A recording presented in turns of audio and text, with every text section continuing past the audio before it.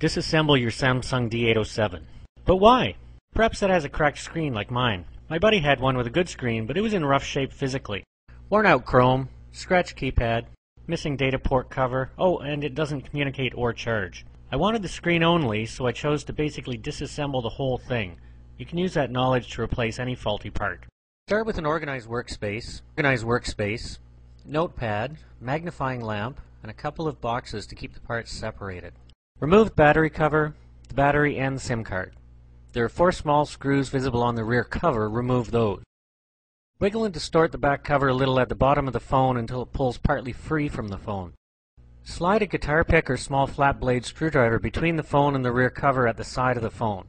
Gently wiggle or pry this cover. It will snap free. You'll see the main board now. Remove the 2 screws holding this board on and carefully fold it back towards the battery area. There's a plug connector for the number pad. Pry that gently off. The main ribbon cable is also visible now. Remove a green tape and metal foil on the socket where the ribbon cable joins the board. The socket has a hinged brown piece closest to where the cable comes in. It flips up to release the cable. Pull the ribbon away from the board gently and use a screwdriver or something else to cut the adhesive between the board and the cable. Now with the board free, you can remove 6 screws from the plastic backing plate and remove that plate from the slider assembly. One of the screws is hidden by a piece of green tape. On the front half of the phone, there are 6 small screws on the rear side. That's the camera side. 4 are visible. 2 are hidden behind rubber plugs at the top of the phone. Separate the chrome trim from the backing plate by starting at the bottom of the phone, near the number pad.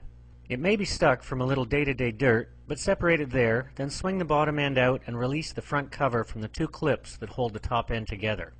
You now can separate the ribbon cable from the screen assembly in a similar way as you did with the other end of the cable. The earpiece, camera, keypad are also attached by clamping ribbon cables, so now you know how to swap those too. The camera is glued in place to the plastic cover. Pry it out gently with a screwdriver and hope it doesn't break. Mine worked fine. The number pad has a separate screwed-on clamping frame and is then glued to the switch pad, so I hope you don't have to mess with this or the microphone. To access the slider rails, remove 2 pieces of foam and the screws underneath. A plastic rail socket then comes out. The rail has a shock-absorbing rubber gasket at the top and a rubber socket at the bottom. Reassembly is the reverse of disassembly. Be sure to replace the pieces of tape and the wire mesh shield attached to them. They serve to prevent electrical shorts and radio frequency interference between parts of this device and between this device and others. Good luck and happy calls.